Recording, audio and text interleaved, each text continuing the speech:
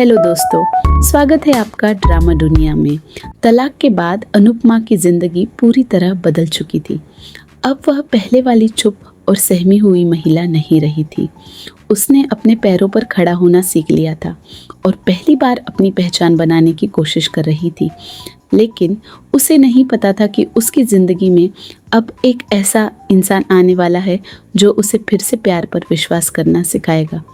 यहीं से कहानी में एंट्री होती है अनुज कपाड़िया की, एक सफल बिजनेसमैन जो दिल से बेहद अच्छा इंसान था। शुरुआत में सबको लगा कि वह सिर्फ अनुपमा का बिजनेस पार्टनर बनेगा, लेकिन जल्द ही एक बड़ा राज सामने आया। अनुज कॉलेज के दिनों से करीब 26 सालों से अनुपमा से एक तरफा प्यार करता था। उसने कभी अपनी भावनाएं उस पर नहीं थोपी और न ही शादी की। उसके दिल में सिर्फ अनुपमा थी। अनुज अनुपमा को अपनी कंपनी में पार्टनर बनने का मौका देता है। शुरुआत में अनुपमा घबराती है, लेकिन अनुज उसका हौसला बढ़ाता है और उसे अपने सपनों पर भरोसा करना सिखाता है। धीरे धीरे अनुपमा बिजनेस की दुनिया में कदम रखती है और आत्मविश्वास से आगे बढ़ने लगती है। दूसरी तरफ वनराज यह सब देखकर जलने लगता है। वह बार बार अनुज और अनुपमा के रिश्ते पर सवाल उठाता है, लेकिन इस बार अनुपमा चुप नहीं रहती। वह साफ कह देती है कि सम्मान और दोस्ती का रिश्ता गलत नहीं होता। समय के साथ अनुपमा को भी एहसास होता है कि अनुज सिर्फ उसका दोस्त नहीं, बल्कि वह इंसान है जिसने बिना किसी स्वार्थ के हमेशा उसका साथ दिया।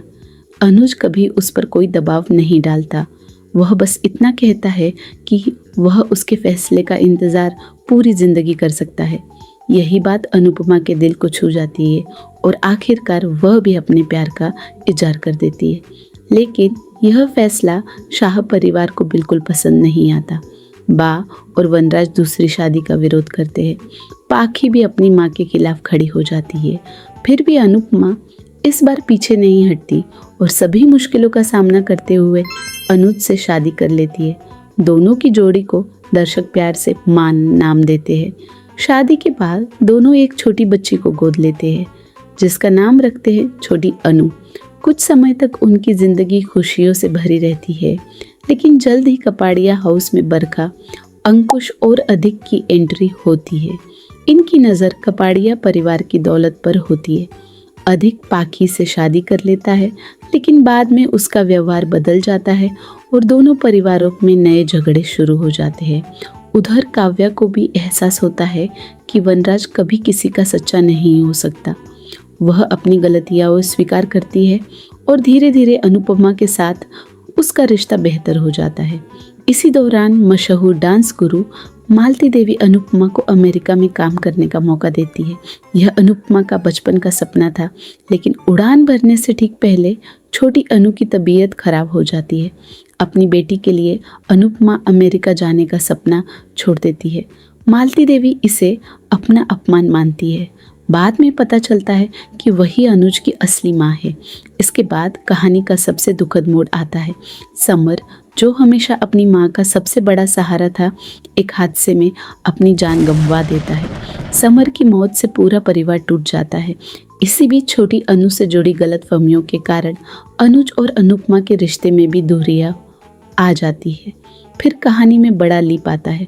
अनुपमा अकेले अमेरिका चली जाती है और वहाँ एक रेस्टोरेंट में शेफ बनकर नई जिंदगी शुरू करती है।